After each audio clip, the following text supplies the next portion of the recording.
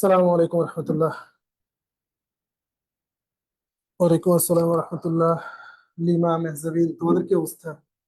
আমি আলহামদুলিল্লাহ ভালো আছি। আমার সাউন্ড ক্লিয়ার শোনা যাচ্ছে? ওয়ালাইকুম আসসালাম রহমতুল্লাহ। অচেনা রাজকুমারী, তোমার আসল নাম কি? আমরা তোমাদের একটু চিনতে চাই, তোমাকে একটু চিনতে চাই, যাতে ডাকা ডাকা যায় আর কি, প্রশ্ন প্রশ্ন করার ক্ষেত্রে।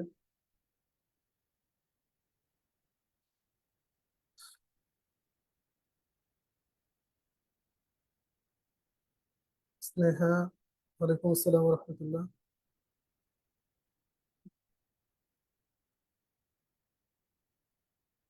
অর্ণব, ওয়ালাইকুম আসসালাম রহমতুল্লাহ। আয়েশা, ঠিক আছে। জান্নাতুল মা, ওয়ালাইকুম সালাম। সবাই আগের ক্লাসগুলো পড়তেছো? আগের ক্লাসগুলো পড়ছো নাকি সমানে ক্লাস করে যাচ্ছ, পড়াশোনা নাই? আজকে ক্লাসের শুরুতেই তোমাদের কোশ্চেন করি কয়েকটা, দাঁড়াও দেখি, বলো।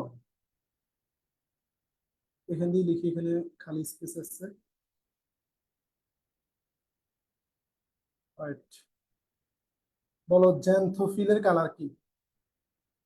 জ্যান্থোফিল, জ্যান্থোফিলের বর্ণ কি? গাজরের মূলে কোন প্লাস্টিক থাকে বলো? এটা দুইবার আসছে মেডিকেল। গাজরের মূলে কোন প্লাস্টিক থাকে?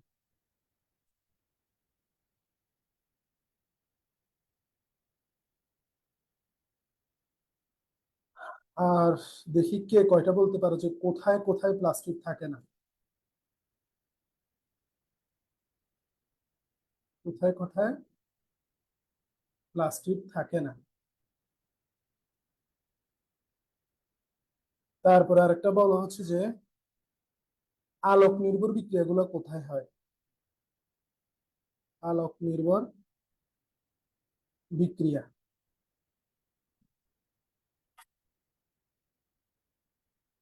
কোথায় হয়? তারপরে বলা হচ্ছে যে শর্করা তৈরির যে কার্বন চক্র, কার্বন চক্র কোথায় হয়? কোথায় হয়? দেখি কার কিরকম পড়াশোনা, কে কতটুকু মনোযোগ দিয়ে ক্লাস করতেছে। ঠিক আছে। রিয়াজ, ওয়ালাইকুম আসসালাম রহমতুল্লাহ। রিয়াজের আছে, ঠিক আছে। রিয়াজ, লিউকোপ্লাস্টিক থাকে না? গাজরের মূলে লিউকোপ্লাস্টিক থাকে, এতবার করে বললাম, তাও যদি ভুল হয়ে যায়। বই খুলে দেখো নাই না? পারিয়া, ওয়ালাইকুম আসসালাম রহমতুল্লাহ। ছত্রাক ব্যাকটেরিয়া। রিয়াজ, এটা ঠিক করে নাও, গাজরের মূলে কি থাকে? গাজরের মূলে অন্যরা বলে দাও তো একটু। রিয়াজ বই খোলা নাই মনে হয়।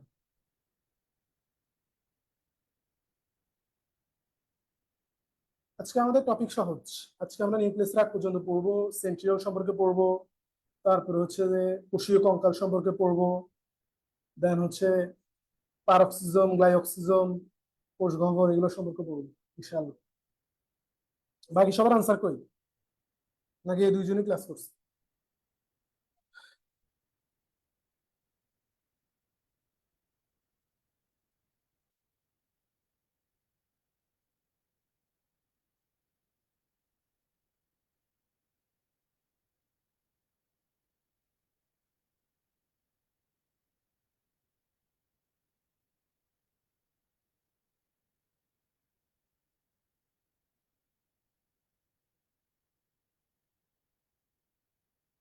আচ্ছা, তা আমি বলে দিই। জ্যান্থোফিল হচ্ছে হলুদ, এটা অনেকে বলছে। আর গাজরের মূলে থাকে হচ্ছে যে ক্রোমোপ্লাস্ট, যদিও সেটা মূল। তারপরে এখানে হচ্ছে যে লাল কালার, যেহেতু ক্রোমোপ্লাস্ট থাকে। আর হচ্ছে যে কোথায় কোথায় প্লাস্টিক থাকে না, এটা রিয়াজ কতগুলো বলছে। সেটা হচ্ছে ছত্রাক, ব্যাকটেরিয়া, সায়ানোব্যাকটেরিয়া বা নিরবশ্যক শৈবাল এবং প্রাণী কোষ। স্পেসিফিক্যালি যেটা মেনটেন করা দরকার ছিল সেটা হচ্ছে প্রাণী কোষ, ঠিক আছে। তারপরে বলছে আলোক নির্ভর বিক্রিয়াগুলোর ব্যাপারে এতবার বললাম, তোমরা আসলে ক্লাসের পড়াগুলো বাসায় পড়ে ফেলো না, এটা হচ্ছে সমস্যা। এবং এটা করে আসলে ক্লাস পড়েও হচ্ছে যে লস প্রজেক্টের মধ্যে আছে। ক্লাসের পড়া যদি রেডি না করো, তাহলে নিয়মিত ক্লাস করেও লস প্রজেক্টে থাকবে, কারণ কয়েকদিন পরে তুমি সবই ভুলে যাবে আবার। আবার সবকিছু নতুন নতুন লাগবে, তো অবশ্যই অবশ্যই ক্লাসের পরে ক্লাসের পড়াগুলো পড়ে ফেলতে হবে। এটা হচ্ছে থাইলাকয়েড মেমব্রেন। থাইলাকয়েড মেমব্রেন হচ্ছে আলোক নির্ভর বিক্রিয়াগুলো হয়, থাইলাকয়েড মেমব্রেন। তারপর হচ্ছে কার্বন চক্র কোথায় হয়, সেটা হচ্ছে যে স্ট্রোমাতে হয়। স্ট্রোমা বা মাতৃকের মধ্যে কার্বন চক্র বিক্রিয়াগুলো হয়, স্ট্রোমাতে হয়। আর থাইলাকয়েড মেমব্রেন হচ্ছে আলোক নির্ভর বিক্রিয়াগুলো হয়, ঠিক আছে। আচ্ছা, তো এখন আসো আমরা হচ্ছে যে আজকের ক্লাসে চলে আসি। আজকের ক্লাস হচ্ছে সেন্ট্রিওল সম্পর্কে আমরা ফার্স্ট অফ অল পড়বো। সেন্ট্রিওল প্রধানত প্রাণী কোষে থাকে, তবে কিছু কিছু উদ্ভিদ কোষে দেখা যায়, মেইনলি এটা প্রাণী কোষে থাকে। আমরা কোষ বিভাজনের সময় দেখবো যে সেন্ট্রিওল শুধুমাত্র প্রাণী কোষেই থাকে বেশিরভাগ ক্ষেত্রে। নিউক্লিয়াসের কাছাকাছি থাকে এবং স্বপ্রজনন ক্ষমতা সম্পন্ন, মানে নিজেই নিজের প্রতিরোধ তৈরি করতে পারে, স্বপ্রজনন ক্ষমতা সম্পন্ন। এবং 9টি গুচ্ছ নালিকা একটি গহ্বরকে ঘিরে, এটা হচ্ছে একটা গুচ্ছ, এটা হচ্ছে একটা গুচ্ছ, এটা একটা গুচ্ছ, এটা একটা গুচ্ছ, এটা আরেকটা গুচ্ছ, এরকম করে 9টা গুচ্ছ মিলে একটা নালিকার চারপাশে থাকে। ছোট একটা নল তৈরি করে, সেটাকে আমরা বলি সেন্ট্রিওল, ঠিক আছে। ভ্যান ব্যান্ডেন সর্বপ্রথম সেন্ট্রিওল আবিষ্কার করেন। তারপর হচ্ছে থিওডোর বোভারি এর নামকরণ করেন, আবিষ্কার করেন ভ্যান ব্যান্ডেন, এটা একটু মনে রাখা, নামকরণ গুরুত্বপূর্ণ না। আর হচ্ছে যে 9টি গুচ্ছ নালিকা প্রান্তীয় নালিকা থাকে, এটা একটু মনে রাখার চেষ্টা করো, প্রধানত প্রাণী কোষে থাকে, এই কয়েকটা জিনিস ভূমিকা থেকে মনে রাখো। দেন হচ্ছে যে আমাদের কোথায় কোথায় থাকে, শৈবালে থাকে, ছত্রাকে থাকে, মশবর্গীয় উদ্ভিদ, পানবর্গীয় উদ্ভিদ, নগ্নবীজ উদ্ভিদ, প্রাণী কোষে কোথায় কোথায় থাকে এটা এমনি রিডিং দিবা। মুখস্থ করবো হচ্ছে আদি কোষে, ডায়াটম, ইস্ট এবং আবৃতবীজ উদ্ভিদে অনুপস্থিত। আবৃতবীজ উদ্ভিদে বেশিরভাগে পাওয়া যায়, আবৃতবীজ উদ্ভিদে থাকে না। তারপর ইস্টে থাকে না, ডায়াটমে থাকে না, আদি কোষে থাকে না। এই কয়েকটা জিনিস ভালো করে মনে রাখতে হবে, ঠিক আছে। এই আদি কোষ বা প্রিমিটিভ সেলে থাকে না, ডায়াটমে থাকে না, ইস্টে থাকে না, আবৃতবীজ উদ্ভিদে থাকে না। যেগুলোতে অনুপস্থিত থাকে সেগুলো ভালো করে মনে রাখতে হবে, ঠিক আছে। আদি দিয়ে মনে রাখতে পারে A B D, A A D E, আদি দিয়ে মনে রাখতে পারো, আদি।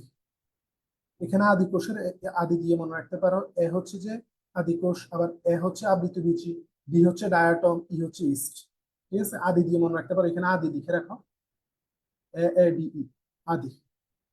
তো এখানে আদি কোষ এ দিয়ে, তারপরে হচ্ছে যে আবার আবৃতবীজী এ দিয়ে, ডায়াটম ডি দিয়ে, ইস্ট ই দিয়ে, ঠিক আছে। আচ্ছা, এগুলোর মধ্যে হচ্ছে অনুপস্থিত থাকে কি, সেন্ট্রিওল অনুপস্থিত থাকে। তারপর হচ্ছে সাধারণত নিউক্লিয়াসের খুব কাছাকাছি এগুলো অবস্থান করে এবং সেন্ট্রিওল জোড়ায় জোড়ায় অবস্থান করে, এক জোড়া একসাথে থাকে। তারপর এক জোড়া সেন্ট্রিওলকে একসাথে ডিপ্লোজোম বলা হয়। কতে আসে ডিপ্লোজোম কি, তাহলে এক জোড়া সেন্ট্রিওলকে একসাথে ডিপ্লোজোম বলা হয়, এক জোড়া সেন্ট্রিওলকে একসাথে ডিপ্লোজোম বলা হয়। তারপরে আসো ভৌত গঠন। ভৌত গঠন আমাদের জন্য ততটা গুরুত্বপূর্ণ না, তারপর আমরা একটু আইডিয়া নেওয়ার চেষ্টা করব। এখন হচ্ছে যে ভৌত গঠন কত বেশ আমাদের লাগবে না, দেখতে বেলন আকার, এরকম করে দেখতে বেলন আকার গঠন। তারপর হচ্ছে যে দুই মুখ খোলা থাকে, এই পাশে এই পাশে দিকটা থাকে। 3টি প্রধান অংশ থাকে, একটা হচ্ছে প্রাচীর বা সিলিন্ডার ওয়াল, সিলিন্ডার একটা ওয়াল থাকবে, এবং ত্রয়ীয় বা অনুনালিকা ট্রিপলেটস, দেখো এই 3টে একসাথে একসাথে থাকে, এগুলাকে ত্রয়ী অনুনালিকা বা ট্রিপলেটস বলা হয়। এবং তাদের মধ্যে যোজক বা লিঙ্কের থাকে, এই একটা ট্রিপলেটস এর সাথে একটা ট্রিপলেট যোগ করার জন্য যোজক বা লিঙ্কের থাকে, ঠিক আছে। এই কয়েকটা জিনিস মিলে হচ্ছে সেন্ট্রিওল তৈরি। ফার্স্ট অফ অল কি, ফার্স্ট অফ অল একটা ওয়াল থাকবে, তারপরে 3টে মিলে একসাথে থেকে ট্রিপলেটস ফর্ম করবে, তারপরে এই ট্রিপলেটস গুলোর মধ্যে যোজক বা লিঙ্কার থাকবে, এদেরকে একসাথে আমরা সেন্ট্রিওল বলবো। সেন্ট্রিওল আবরণ বেষ্টিত নয়। আমরা এই পর্যন্ত আবরণ বেষ্টিত দুইটা, আবরণ বেষ্টিত নয় এরকম দুইটা পড়ছি, যাদের আবরণই থাকে না। ফার্স্ট অফ অল হচ্ছে রাইবোজোম, রাইবোজোমের কোনো আবরণ থাকে না। দেন আমরা এখন পড়ছি সেন্ট্রিওল, সেন্ট্রিওলের কোনো আবরণ থাকে না, ঠিক আছে। সেন্ট্রিওলের কোনো আবরণ থাকে না, এরা আবরণবিহীন, বাইরে কোনো আবরণ নেই। এই দুইটা উদাহরণ ভালো করে মনে রাখবা। তারপর হচ্ছে যে ডিএনএ আরএনএ থাকে না, ডিএনএ আরএনএ থাকে এই নিউক্লিয়াস বা ক্রোমোজোমের বাইরে, এরকম দুইটা অঙ্গাণুর কথা আমরা পড়ছি। একটা হচ্ছে মাইটোকন্ড্রিয়া, মাইটোকন্ড্রিয়া, মাইটোকন্ড্রিয়া, আরেকটা কি, আরেকটা হচ্ছে যে প্লাস্টিড, আরেকটা হচ্ছে প্লাস্টিড, ঠিক আছে। এই দুইটার মধ্যে হচ্ছে ডিএনএ আরএনএ থাকে। এরা প্রোটিন, লিপিড এবং এটিপি নিয়ে গঠিত, এটা তো নরমালি ম্যাক্সিমাম গুলো প্রোটিন, লিপিড এবং এটিপি নিয়ে গঠিত। সেন্ট্রিওল পাচ্ছেন 9টি ত্রয়ী অনুনালিকা নিয়ে গঠিত, এরকম যে ট্রিপলেটস এরকম 9টা মিলে একসাথে সেন্ট্রিওল ফর্ম করে। প্রত্যেক অনুনালিকা সমদূরত্বে, মানে নির্দিষ্ট দূরত্ব বজায় রেখে থাকে, এবং প্রত্যেক 3টি অনুনালিকা উপনালিকা গঠন করে। এরকম 3টে অনুনালিকা মিলে একটা উপনালিকা গঠন করে, এটা একটা উপনালিকা, এটা একটা উপনালিকা, এরকম করে আর কি। আচ্ছা, থ্রেড গোল্ড পরস্পর সংলগ্ন 3টি উপনালিকাকে ভেতর থেকে বাইরে এবিসি দিয়ে প্রকাশ করতে আছে। এই যে এখানে একটাকে, এইটাকে এ, এটাকে বি, এটাকে সি, এভাবে করে উনি হচ্ছে যে চিহ্নিত করছে আর কি। উপনালিকাগুলো পার্শ্ববর্তী অনুনালিকার সাথে এক প্রকার ঘন উপাদানের সাথে যুক্ত থাকে, এগুলো হচ্ছে লিঙ্কের আর কি, বা যোজক। সেন্ট্রিওলের চারপাশে অবস্থিত গাঢ় তলকে সেন্ট্রোস্ফিয়ার বলে। এটা ধরো সেন্ট্রিওল, এই চারপাশে যে গাঢ় তরলগুলো থাকে সেগুলোকে আমরা সেন্ট্রোস্ফিয়ার বলি, সেন্ট্রোস্ফিয়ার। সেন্ট্রিওলের চারপাশে যে গাঢ় তরলগুলো থাকে তাদেরকে আমরা বলি হচ্ছে সেন্ট্রোস্ফিয়ার। ঠিক আছে। সেন্ট্রোস্ফিয়ার সেন্ট্রিওল ধারণ করে, সেন্ট্রোস্ফিয়ার এবং সেন্ট্রিওলকে একসাথে সেন্ট্রোসোম বলা হয়। এটা হচ্ছে সেন্ট্রিওল, এই চারপাশে হচ্ছে সেন্ট্রোস্ফিয়ার, এই পুরো গঠনকে একসাথে আমরা বলবো সেন্ট্রোসোম। ঠিক আছে, সেন্ট্রোসোম।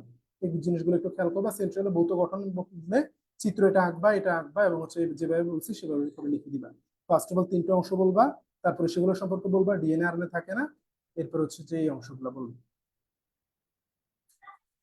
এখন রাসায়নিক গঠন অলরেডি আমরা পড়ছি, প্রোটিন লিপিড এবং এটি নিয়ে গঠিত, এটা আমাদের আর লাগবে না। সেন্ট্রিওলের কাজ কি?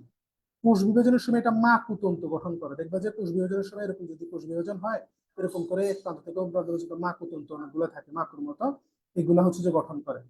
ঠিক আছে। তারপরে কোষ বিভাজনে সাহায্য করে এটা। তারপরে সিলিয়া এবং প্লাজেলা যুক্ত কোষে সিলিয়া এবং প্লাজেলা সৃষ্টি করে, গুরুত্বপূর্ণ, এটা ভালো করে মাথায় রাখবা। সিলিয়া প্লাজেলাকে তৈরি করে, সিলিয়া এবং প্লাজেলাকে তৈরি করে, সেটা হচ্ছে যে তোমার সেন্ট্রিওল। এটা খুবই গুরুত্বপূর্ণ, সিলিয়া প্লাজেলাকে তৈরি করে, সেটা হচ্ছে সেন্ট্রিওল।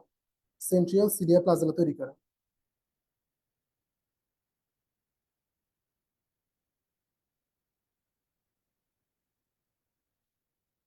আচ্ছা, বোর্ডের ক্লাস নিব, একটু প্রবলেমের মধ্যে দিয়ে যাচ্ছি আমি দুই একদিন। আমার বিশেষ কোনো সমস্যা না থাকলে আমি হচ্ছে হোয়াইট বোর্ডে ক্লাস নিব। ঠিক আছে। যদি কোনোদিন তোমার হচ্ছে যে আমি জুমে নিই, তাহলে বুঝবা যে হয় অসুস্থ, না হলে কোনো প্রবলেম আছে, সেজন্য নিচ্ছি। কিন্তু হচ্ছে যে আমি ক্লাসগুলো মিস দিতে চাচ্ছি না, তোমাদেরকে যে শিডিউল দিচ্ছি সেই শিডিউল অনুসারে ক্লাস নিতে চাচ্ছি, সেজন্য আর কি। আমারও কমফোর্ট লাগে এবং হচ্ছে পড়াইতে ভালো লাগে হচ্ছে যে হোয়াইট বোর্ডে। ঠিক আছে। জিহাদ, আমি তোমার কথাটাকে আমলে নিলাম, ইনশাল্লাহ আমি এটা মাথায় রাখবো, এবং আমার এটাই প্ল্যান। বুঝছো?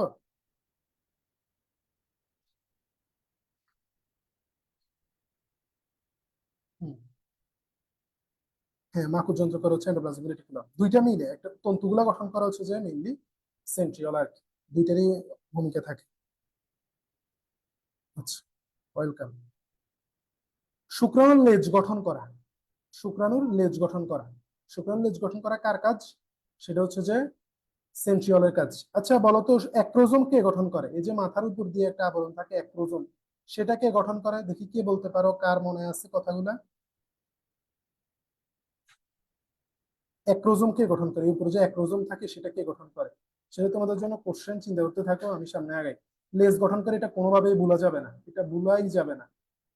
শুক্রাণু লেজ কে গঠন করে সেটা ভুলা যাবে না। সিলিয়া প্লাজেলা গঠন করে কে ভুলা যাবে না, মাকুতন্ত্র কে গঠন করে ভুলা যাবে না, এই তিনটা মাস্ট মনে রাখতে হবে। এই যে শুক্রাণুর অ্যাক্রোজোম কে গঠন করে সেটা জিজ্ঞেস করছি রিয়াজ।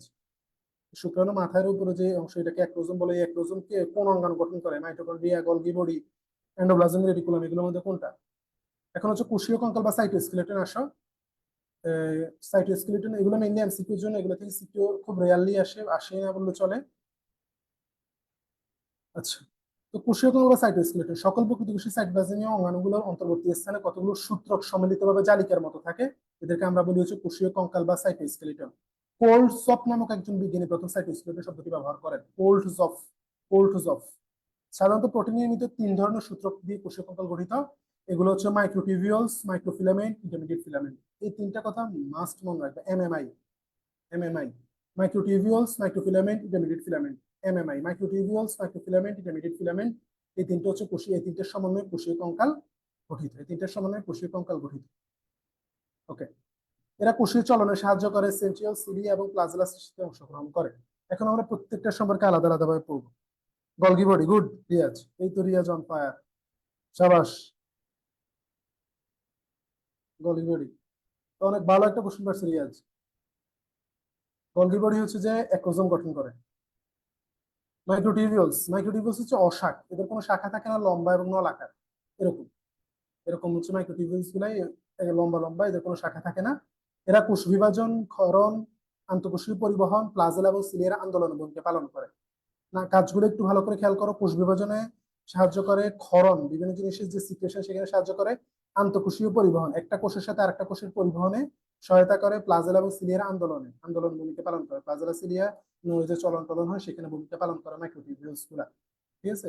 প্রাণী কোষে মাইক্রোটিবিউলস আবিষ্কারকে রবার্ট প্রান্সি, রবার্ট এবং ফ্রান্সি আবিষ্কার করেন। নাম বিজ্ঞানী নাম মুখস্থ রাখা লাগবে না, কিছু কিছু জায়গায় বলবো যেখানে সেখানে মুখস্থ রাখবে, এখানে লাগবে না। ভৌত বর্ণ হচ্ছে প্রতিটি মাইক্রোটিউবিউলস দেখতে লম্বা শাখাহীন, অলরেডি আমরা জানি, ফাঁপা টিউব জাতীয়। ভ্যাস লাগবে না, লম্বা কয়েক মিনিট লাগবে না। এক প্রান্তকে পজিটিভ এবং অপর প্রান্তকে নেগেটিভ হিসেবে চিহ্নিত করা হয়। এরকম একটা লম্বা চিন্তা করো, যেটা কোনো শাখা টাকা নাই, এক প্রান্তকে পজিটিভ হিসেবে চিহ্নিত করা হয়, এক প্রান্তকে নেগেটিভ হিসেবে চিহ্নিত করা হয়। এটাই, এভাবেই মনে রাখবা। এরপর আসো রাসায়নিক গঠন। রাসায়নিক গঠন হচ্ছে প্রতিটি মাইক্রোটিউবিউলসে 13টি প্রোটোটিউবিউল সর্পিল আকারে থাকে, ছোট ছোট করে অনেকগুলো। এখানে দেখো, এখানে আমাদের চিত্রটা যদি একটু খেয়াল করে দেখো, এই এখানের মধ্যে অনেকগুলো সর্পিল আকার গঠন আছে একসাথে, এগুলো মিলে হচ্ছে যে তৈরি হচ্ছে মাইক্রোটিউবিউলস গুলো গঠন করে আর কি। তারপর মাইক্রোটিউবিউলস প্রতিটি প্রোটোটিউবিউলস কে ডাইমেরিক প্রোটিন বলা হয়। ডাইমেরিক মানে এটার দুইটা অংশ থাকে, ঠিক আছে, দুইটা অংশ থাকে, দুইটা অংশ মিলে তারপর হচ্ছে যে প্রোটিন তৈরি করে। প্রোটোটিউবিউলস ডাইমেরিক প্রোটিন দিয়ে গঠিত। প্রতিটি প্রোটিনে আলফা বিটা টিউবিউল প্রোটিন অণু দিয়ে গঠিত। একটা হচ্ছে আলফা অংশ, একটা হচ্ছে বিটা অংশ থাকে। আলফা বিটা হচ্ছে যে মেইনলি কার্বন নাম্বার আর কি, ঠিক আছে, মেইনলি কার্বন নাম্বার উপর ডিপেন্ড করে এগুলো নামকরণ করা হয়। ধরো হচ্ছে যে আমি জৈব যৌগ পড়বা তোমরা কয়েকদিন পরে। এখন যে কার্বনের সাথে হচ্ছে তোমার কার্যকরী মূলক যুক্ত থাকে, ধরো এটা একটা কার্যকরী মূলক, এটা অ্যালডিহাইড, সেই কার্বনকে আমরা বলবো হচ্ছে আলফা কার্বন, ঠিক আছে, সেই কার্বনকে আমরা বলবো আলফা কার্বন। এই আলফা কার্বনের সাথে আরেকটা কার্বন ধরো আছে, এটার সাথে হচ্ছে কার্যকরী মূলকটা আছে, এই জন্য এটাকে আলফা কার্বন বলছে। আলফা কার্বনের সাথে যুক্ত কার্বনকে আমরা বলবো হচ্ছে বিটা কার্বন, ঠিক আছে, আলফা কার্বনের সাথে যুক্ত কার্বনকে আমরা বলবো হচ্ছে বিটা কার্বন। মাশাআল্লাহ মেহজাবিন ফারিয়া, গুড। ঠিক আছে, তাহলে হচ্ছে আলফা কার্বনের সাথে যুক্ত কার্বনকে আমরা বলবো হচ্ছে বিটা কার্বন। আলফা কার্বন কাকে বলবো? যে কার্বনের সাথে কার্যকরী মূলক যুক্ত থাকে। এখানে একটু মানে আইডিয়া দেওয়ার কি, আলফা বিটা দ্বারা কি বুঝেছে, টিউবিলিন প্রোটিন দিয়ে গঠিত, টিউবিলিন, টিউবিউলিন প্রোটিন দিয়ে গঠিত, আলফা বিটা টিউবিলিন দিয়ে প্রোটিন দিয়ে গঠিত হচ্ছে যে প্রোটোটিউবিউল গুলা। সেই প্রোটোটিউবিউল গুলা আলটিমেটলি মাইক্রোটিউবিউলস গঠন করে। কতটি? 13টি প্রোটোটিউবিউল মিলে মাইক্রোটিউবিউলস গঠন করে। এদের অবস্থান হচ্ছে প্লাজেলা এবং সিলিয়ার উপগাঠনিক এক হিসেবে, সাব ইউনিট হিসেবে কাজ করে। প্লাজেলা এবং সিলিয়া অনেকগুলো মাইক্রোটিউবিউলস নিয়ে গঠিত এবং হচ্ছে ক্রোমোজোমের সেন্ট্রোমিয়ারের সাথে যুক্ত থাকে এগুলা। স্পিন্ডল ফাইবার যেগুলো থাকে হচ্ছে যে কোষ বিভাজনের সময় স্পিন্ডল ফাইবার দেখবো, সেই স্পিন্ডল ফাইবারে থাকে সেন্ট্রিয়াল এবং বেজাল বডিতেও থাকে। তাহলে কোথায় কোথায় থাকে এগুলো কয়েকবার পড়বা, বেশি গুরুত্বপূর্ণ না। এখন মাইক্রোটিউবিউলস এর কাজ, মাইক্রোটিউবিউলস এর কাজগুলো ভালো করে পড়বা, কাজ থেকে আসতে পারে এমসিকিউ। সেটা হচ্ছে প্লাজেলা এবং সিলিয়া চলনে সাহায্য করে, কারণ প্লাজেলা সিলিয়া ঘরে হচ্ছে যে মাইক্রোটিউবিউলস দিয়ে, তাহলে সেগুলো বিচলনে সাহায্য করে বা চলনে সাহায্য করে। কোষ বিভাজনের সময় মাকু যন্ত্র গঠন করে মাইক্রোটিউবিউলস গুলা, মাকু যন্ত্র। আর মাকু তন্তু কে গঠন করে? সেন্ট্রিওল। সেন্ট্রোমিয়ারের সাথে যুক্ত হয়ে ক্রোমোজোম কি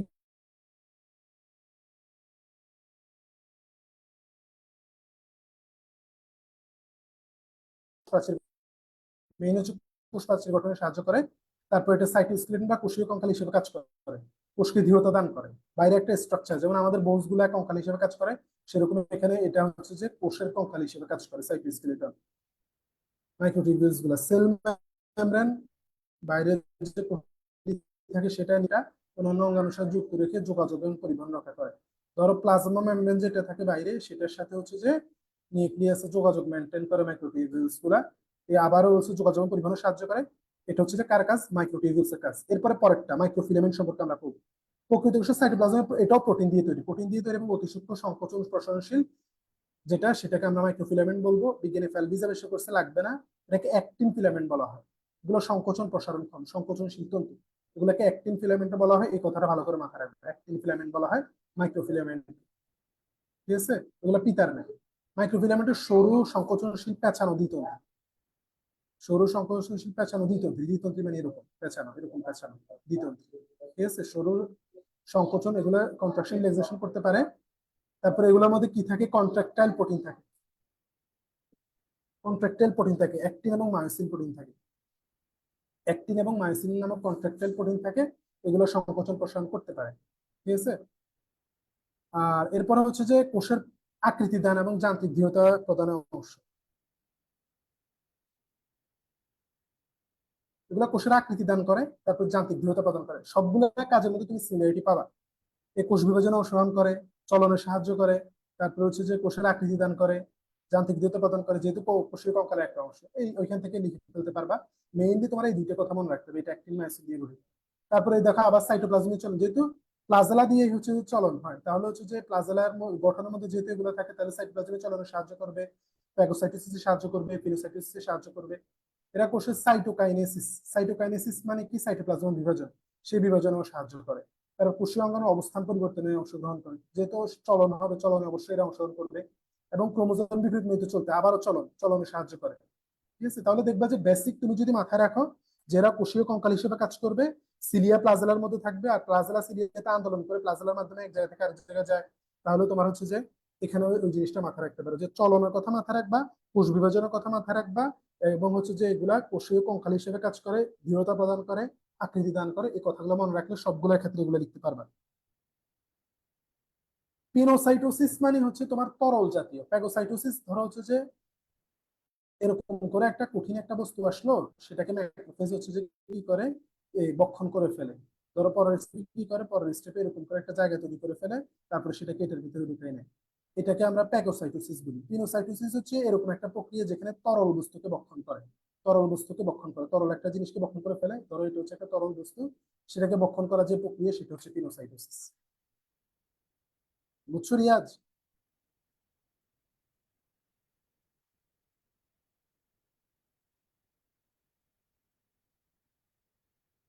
তরল বস্তু বক্ষণ করার পদ্ধতি। আচ্ছা, এখন হচ্ছে ইন্টারমিডিয়েট ফিলামেন্ট। হ্যাঁ, মাইক্রোটিউবিউলস আর মাইক্রোফিলামেন্টের মধ্যবর্তী এক ধরনের তন্তু হচ্ছে ইন্টারমিডিয়েট ফিলামেন্ট। এটিও প্রোটিন দিয়ে তৈরি। 4 ধরনের ইন্টারমিডিয়েট ফিলামেন্ট থাকে, এটা মাস্ট মনে রাখতে হবে তোমাকে: ক্যারাটিন, ল্যামিনিন, নিউরোফিলামেন্ট, বাইমেন্টিন। ঠিক আছে, keratin, laminin, neurofilament, vimentin. Keratin, laminin, neurofilament, vimentin. এটা কয়েকবার করে পড়ে এটা মনে রাখার চেষ্টা করবা। আচ্ছা, keratin, laminin, neurofilament, vimentin. Keratin, laminin, neurofilament, vimentin.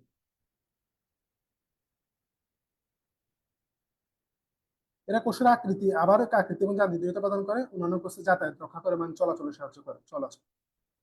ঠিক আছে।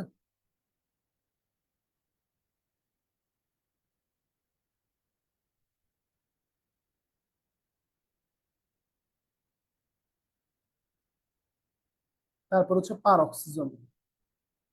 এখন আমরা পারক্সিজম সম্পর্কে পড়বো। পারক্সিজম প্রায় সব ধরনের কোষে দেখা গেল, প্রাণীর কিডনি এবং লিভার কোষে অধিক থাকে। কোথায় কোথায় থাকে এটা একটু কোট করে রাখো, যে কিডনি এবং লিভার কোষে অধিক পরিমাণ থাকে, এবং এরা এক আবরণের বিশিষ্ট। এটা কিন্তু আবরণ থাকে, পারক্সিজম কিন্তু আবার আবরণ থাকে। এবং এরা কোথা থেকে তৈরি হয়, অমসৃণ এন্ডোপ্লাজমিক রেটিকুলামের আউট পকেটিং, মানে ওইখান থেকে একটা অংশ আলাদা হয়ে তোমার হচ্ছে যে পারক্সিজম তৈরি করে। কি থেকে? Endoplasmic reticulum. কোন এন্ডোপ্লাজমিক রেটিকুলাম? অমসৃণ এন্ডোপ্লাজমিক রেটিকুলাম থেকে। অমসৃণ এন্ডোপ্লাজমিক রেটিকুলাম থেকে তোমার হচ্ছে যে নিউরোপিলামেন্ট। আচ্ছা, নিউরোপিলামেন্ট কি জিজ্ঞেস করছো?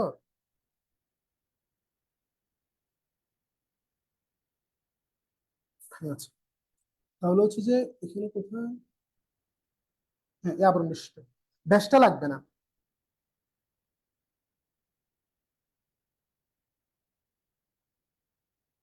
তারপর হচ্ছে ক্রিস্টাল বা দানার ভিতরে সঞ্চয় আকারে অনেকগুলো এনজাইম জমান থাকে, যেমন ক্যাটালেজ এর মধ্যে হচ্ছে প্রধান। না, এটা ক্যাটালেজটা একটু কোট করে রাখো। ক্যাটালেজ হচ্ছে যে এখানের মধ্যে যে এনজাইম, পারক্সিজমের মধ্যে যে এনজাইম গুলো থাকে, সেগুলোর মধ্যে হচ্ছে ক্যাটালেজ প্রধান।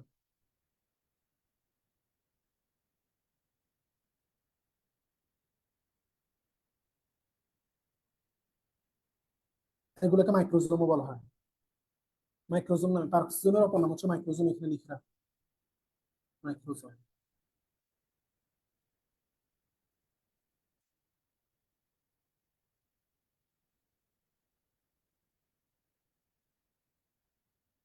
তারপর হচ্ছে বেলজিয়ান সাইটোলজিস্ট ক্রিস্টিয়ান দা দুবে। ক্রিস্টিয়ান দা দুবের কথা মনে রাখতে হবে। ক্রিস্টিয়ান দা দুবে হচ্ছে সাইটোপ্লাজম পারক্সিজম অঙ্গনটা আবিষ্কার করেন, এটা আমি ভালো করে দাগাই রাখো। পারক্সিজম অঙ্গনটা কি আবিষ্কার করেন, সেটা হচ্ছে যে ক্রিস্টিয়ান দা দুবে। এরপরে এর এনজাইম হচ্ছে যে কি করে, এই এনজাইম যে ক্যাটালেজ এনজাইম থাকে, সেটা হচ্ছে হাইড্রোজেন পারঅক্সাইডকে ভেঙে পানিতে কনভার্ট করে, পানি এবং অক্সিজেনে কনভার্ট করে। হাইড্রোজেন পারঅক্সাইডকে ভেঙে পানি এবং অক্সিজেনে কনভার্ট করে, সেটা হচ্ছে কি, ক্যাটালেজ, যেটা হচ্ছে পারঅক্সিজেনের মধ্যে থাকে, ক্যাটালেজ। তারপর হচ্ছে যে হাইড্রোজেন পারঅক্সাইড হচ্ছে বিষ তুল্য, তাই এটাকে হচ্ছে যে ক্যাটালেজ এনজাইমের প্রভাবে পানি এবং হচ্ছে যে অক্সিজেনে রূপান্তর করতে হয়, না হলে হচ্ছে সেল ডেথ হয়ে যাবে। ঠিক আছে, সেলগুলো মারা যাবে। এই যে আমাদের হাইড্রোজেন পারঅক্সাইড কখন তৈরি হয়? হাইড্রোজেন পারঅক্সাইড হচ্ছে কোষের বিপাকের সময় তৈরি হয়, মেটাবলিজমের সময় তৈরি হয়। মেটাবলিজম বা বিপাকের সময় তৈরি হয়। এখন সেটা তো হচ্ছে যে বিপাকের সময় তৈরি হয়, ঠিক আছে, বিপাক তো আমাদের জন্য দরকার, বিপাকের মাধ্যমে আমরা এটিপি পাবো, ঠিক আছে, বিপাক আমাদের জন্য দরকার। কিন্তু হচ্ছে সেই বিপাকে আবার কিছু বিষাক্ত পদার্থ তৈরি হয়েছে, যেমন হাইড্রোজেন পারক্সাইড, সেটাকে আবার হচ্ছে নিউট্রাল করে কি, সেটাকে নিউট্রাল করে হচ্ছে ক্যাটালাইজ। ক্যাটালাইজ আমরা কোথায় পাবো? পারঅক্সিজেনের মধ্যে পাবো। সরি। এছাড়া কোষ অক্সিজেন ঘনত্ব নিয়ন্ত্রণে এদের ভূমিকা আছে, এটাও মার্ক করো। অক্সিজেন প্রয়োজনে কিন্তু অধিক হলে হচ্ছে যে টক্সিসিটি সৃষ্টি করে। এরপরে হচ্ছে যে এনএডি, নিকোটিনামাইড অ্যাডেনিন ডাইফসফেট, সেটা। তারপরে ডিএনএ, আরএনএ, এগুলো ক্ষারসমূহকে ভাঙতে সাহায্য করে, রিসাইক্লিং এর জন্য পারক্সিন লাগে। মেন হচ্ছে এনজাইমের কারণে আর কি। এখানে শুধু ক্যাটালাইজ না, আরো নানা এনজাইমও থাকে। পারক্সিন কিডনি এবং লিভার কোষ অধিক পাওয়া যায়, সেটা আমরা প্রথমেই পড়ছি, এটা ভালো করে কোট করে রাখো কোথায় কোথায় বেশি পাওয়া যায়। ঠিক আছে, কিডনি এবং লিভারে বেশি পাওয়া যায়।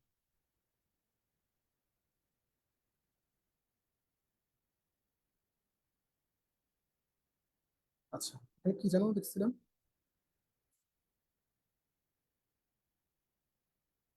এরপর হচ্ছে গ্লাইঅক্সিজন। গ্লাইঅক্সিজন হচ্ছে যে উদ্ভিদ কোষের সাইটোপ্লাজম বিদ্যমান এক ধরনের একক পর্দা বিশিষ্ট, এটারও একক পর্দা থাকে। একটা একটা সিঙ্গেল লেয়ার থাকে, তারপর হচ্ছে স্নেহ পদার্থ বিপাকের এনজাইম ধারণ করে, ঠিক আছে, লাইপোলাইটিক এনজাইম ধারণ করে। Lipolytic, lipolytic enzyme, lipolytic enzyme থাকে, এটাকে গ্লাইঅক্সিজন বলা হয়। তারপর হচ্ছে যে সূত্রাকার ছত্রাক, ইস্ট, নিউরোস্পোরা, তৈলবীজের কোষে গ্লাইকোজেন থাকে। কোথায় কোথায় থাকে? মাস্ট। ছত্রাকের মধ্যে থাকে, ইস্টের মধ্যে থাকে, নিউরোস্পোরার মধ্যে থাকে, তৈলবীজের মধ্যে থাকে, ঠিক আছে।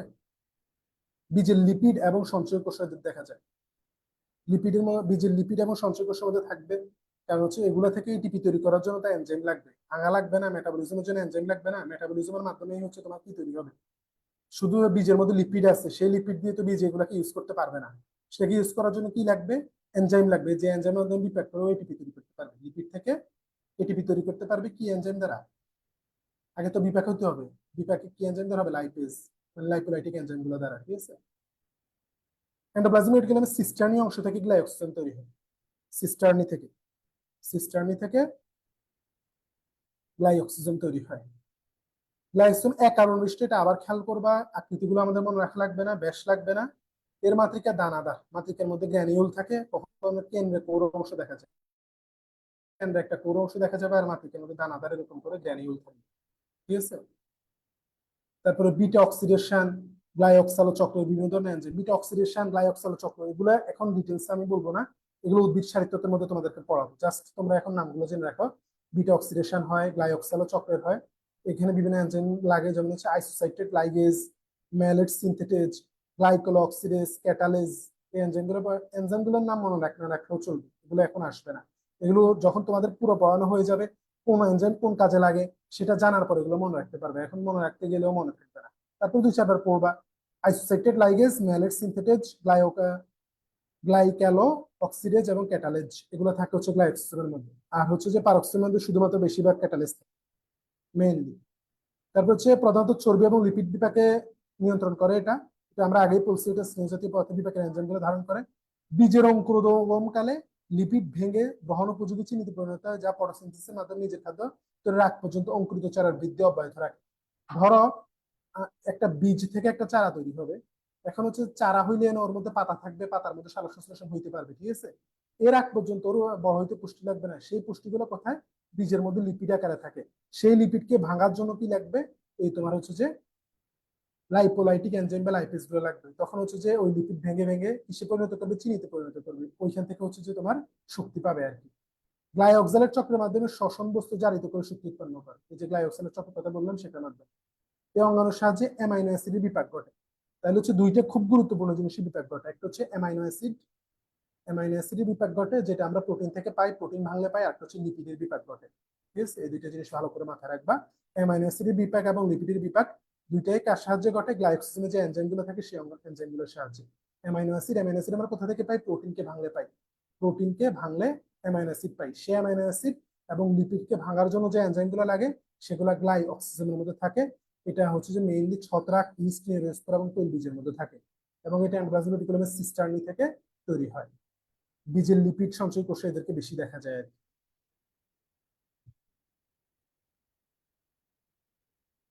এরপর আমরা কোষ গহ্বর বা সেল ভ্যাকিউল সম্পর্কে পড়বো।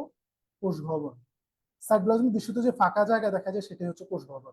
অপরিণত কোষেদের সংখ্যা অনেক থাকে, আস্তে আস্তে আকারে ছোট হয়ে যায়। পরিণত উদ্ভিদ কোষে একটা বড় আকৃতির গহ্বর সৃষ্টি করে।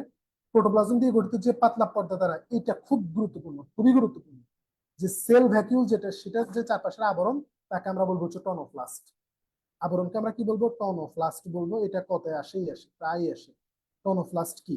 তাহলে মনে রাখবা, টনোপ্লাস্ট হচ্ছে কোষ গহ্বর। আবার বলতেছি, কোষ গহ্বরের চারপাশে যে আবরণ থাকে সেটাকে আমরা বলি হচ্ছে টনোপ্লাস্ট। যে পাতলা পর্দা দ্বারা কোষ গহ্বর বেষ্টন করে থাকে সেটাকে আমরা বলি হচ্ছে টনোপ্লাস্ট। ঠিক আছে? টনোপ্লাস্ট এক স্তর বিশিষ্ট এবং পর্দা রাবার জাতীয়, রাবার জাতীয় সংকোচন প্রসারণ ফর্ম। তারপর হচ্ছে কোষ গহ্বর অভ্যন্তর রসকে আমরা কোষরস বলি। হ্যাঁ, টনোপ্লাস্ট। কোষে পানি, নানা প্রকার অজৈব লবণ, জৈব অ্যাসিড, শর্করা, আমিষ ইত্যাদি বিভিন্ন প্রকার পদার্থ থাকে। আমাদের এগুলো লাগবে না, কি কি থাকে। আর হচ্ছে এটা প্রধান কাজ হচ্ছে কোষ রস ধারণ করা। কোষ গহ্বরের ভিতরে কোষ রস থাকে, প্রয়োজনীয় বর্জ্য পদার্থ থাকে। তারপরে হচ্ছে যে এরা কোষের অভ্যন্তরে পিএইচ রক্ষা করে। এটা মেডিকেল অ্যাডমিশন টেস্ট 22 বা 23 সালে আসছে, মানে রিসেন্ট ইয়ারগুলোতে একটাতে আসছে, যে কোষের অভ্যন্তরে পিএইচ কে রক্ষা করে, সেটা হচ্ছে কোষ গহ্বর। ঠিক আছে? কোষের অভ্যন্তরে পিএইচ কে রক্ষা করে সেটা। আর এরা কোষের ভিতরে পানির চাপ রক্ষা করে। কোষের অভ্যন্তরে যে হাইড্রোস্ট্যাটিক প্রেসার থাকে সেটাকে রক্ষা করে কে? সেল ভ্যাকিউল বা কোষ গহ্বর। কয়টা জিনিস মনে রাখবা? দুইটা, ভালো করে। একটা হচ্ছে কোষের অভ্যন্তরে পিএইচ কে রক্ষা করে, সেটা সেল ভ্যাকিউল বা কোষ গহ্বর। একটা হচ্ছে কোষের ভিতরে পানির চাপ, হাইড্রোস্ট্যাটিক চাপ, হাইড্রোস্ট্যাটিক চাপ, হাইড্রোস্ট্যাটিক চাপ কে মেনটেন করে, সেটা হচ্ছে যে কোষ গহ্বর বা সেল ভ্যাকিউল।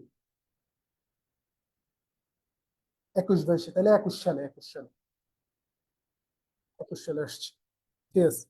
21-22 মানে 21। ওকে, গুড। রিয়াজ কি এখন ওই মেডিকেল অ্যাডমিশন টেস্টে কোশ্চেন প্র্যাকটিস করা শুরু করে দিয়েছি? মাশাআল্লাহ। আচ্ছা, লিমা একটা কোশ্চেন করছে, নিউরোফিলামেন্ট কি? নিউরোফিলামেন্ট হচ্ছে যে তোমার এই নার্ভ সেলের সাইটোপ্লাজম যেগুলো আছে সেগুলোর মধ্যে যে ফিলামেন্ট গুলো থাকে সেদের, তাদেরকে আমরা বলি নিউরোফিলামেন্ট। নার্ভ সেলের সাইটোপ্লাজম যেগুলো, মানে নিউরনের মধ্যে যে সাইটোপ্লাজম আছে সেটার মধ্যে যে ফিলামেন্ট গুলো থাকে তাদেরকে আমরা বলবো হচ্ছে নিউরোফিলামেন্ট। ঠিক আছে? বুঝছো লিমা?